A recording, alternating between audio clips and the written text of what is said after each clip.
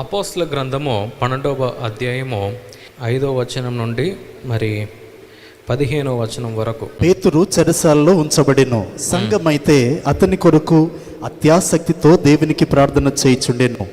హేరోదు అతనిని వెలుపలికి తీసుకుని రావాలనని ఉండగా ఆ రాత్రియే పేతురు 2 సంకెళ్లతో బంధింపబడి 2 సైనికుల మధ్య నిద్రించుచుండెను. మరియు కావలివారు తలుపు ఎదుట చెరసాల కాచుకొనుచుండిరి. ఇదిగో ప్రభుదూత అతని దగ్గర నిలిచెను. అతడుండిన గదిలో వెలుగు ప్రకాశించెను. దూత పేతురు ప్రక్కను తట్టి త్వరగా లెమ్మని చెప్పి అతనిని లేపగా సంకెళ్ళు అతని చేతుల నుండి ఊడిపడెను. అప్పుడు దూత అతనితో, నీవు నడుము కట్టుకొని చెప్పులు తొడుక్కొనుమనెను. అతడు అలాగు చేసిన తర్వాత దూత, నీ వస్త్రం పైన వేసుకొని నా వెంబడి రమ్మని అతనితో చెప్పెను. అతడు వెలుపలికి వచ్చి దూత వెంబడి వెళ్ళి దూత వలన జరిగినది నిజముగా జరిగినని గ్రహింపక తనకు దర్శనము కలిగినని తలంచెను.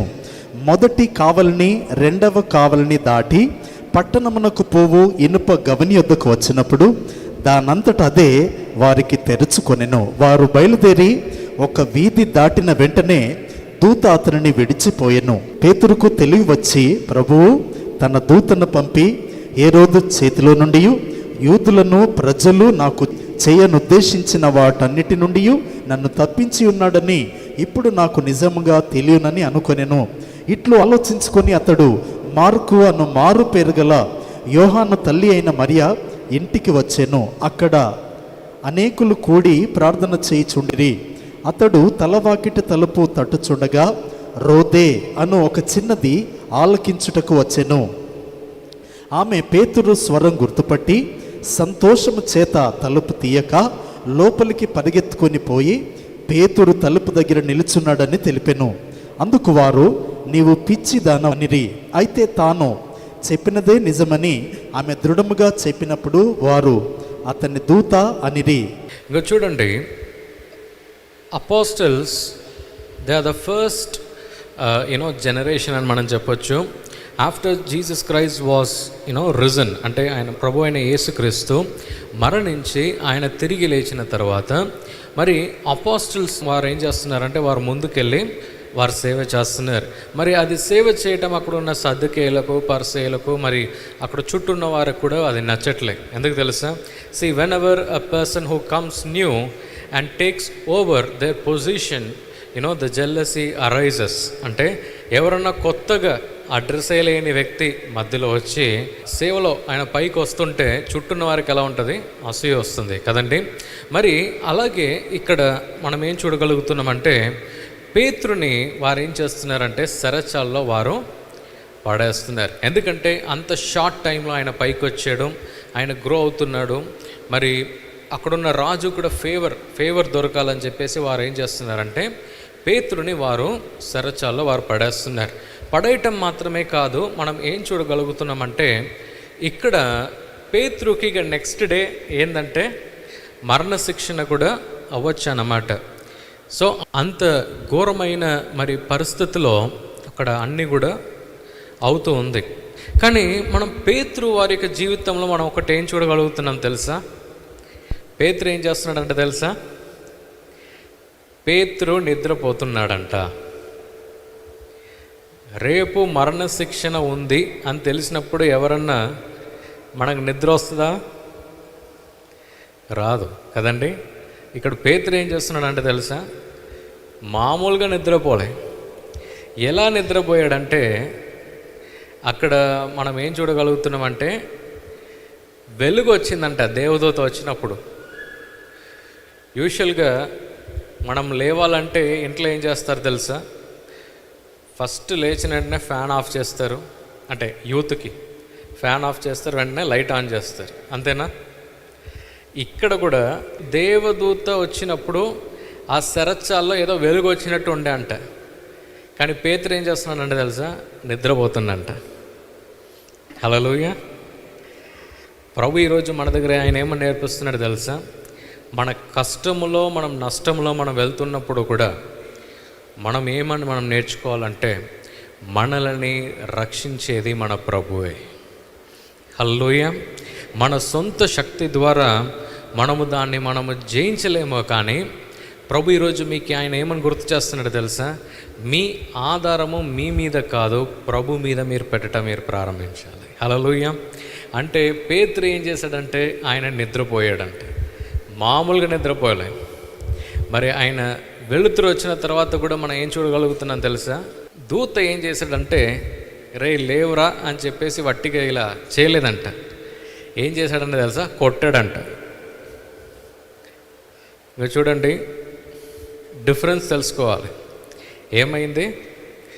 వట్టిగా లేవురా నాన్న అని చెప్పలే, టొప్పున ఒకటి వేసాడు. అంటే అంత డీప్గా నిద్రపోతున్నాను అన్నమాట. ఎంతమందికి అర్థమైంది నేను చెప్పాను? కొంతమంది నిద్రపోతే లేపటం చాలా కష్టం. ఇక్కడ పేతురు కూడా ఆయన నిద్రలో అంత డీప్గా ఆయన వెళ్ళిపోయాడు.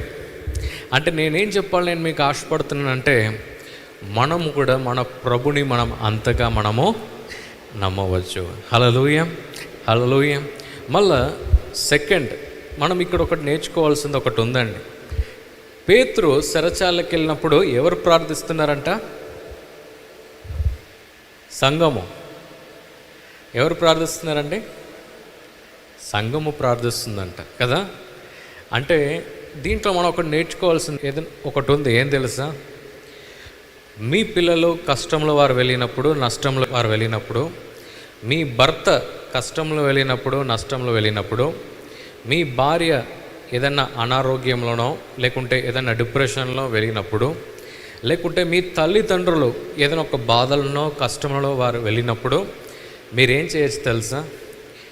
మీరు వారి కొరకు మీరు ప్రార్థించిన ప్రభు మీ కొరకు ఆయన ఏం చేస్తాడంటే ద్వారాలు వారికి తెరుస్తాడంట.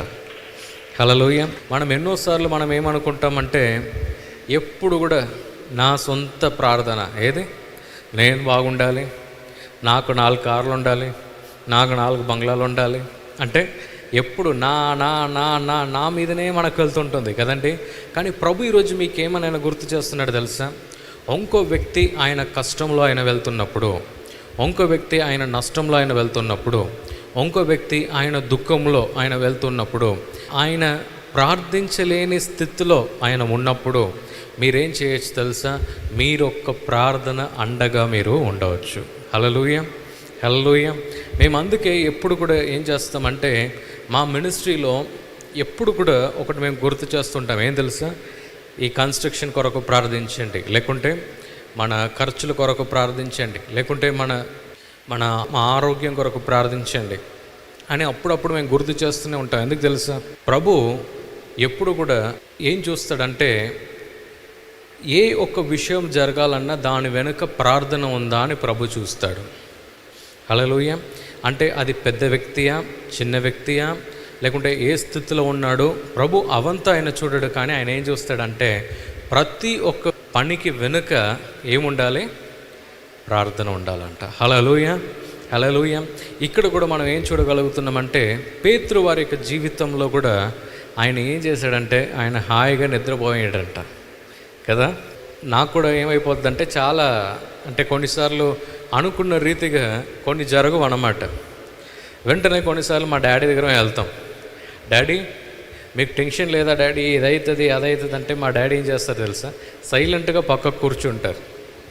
అంటే నేను ఒకసారి అనుకుంటా, ఏంది మన డాడీకి ఏది భయం లేదా, టెన్షన్ లేదా అని చెప్పేసి కొన్నిసార్లు అనుకుంటూనే ఉంటాను అన్నమాట. కానీ అది టైం పోతుండగా నేనేం అర్థం చేసుకున్నానంటే ఆయన యొక్క ఆధారము ఆయన మీద ఆయన పెట్టుకోలే. హల్లెలూయా. ఆయన దేని మీద ఆయన పెట్టుకున్నాడంటే ప్రభు మీద ఆయన పెట్టుకున్నాడు. హల్లెలూయా. సో ఈరోజు మనము కూడా మనం తెలుసుకోవాలంటే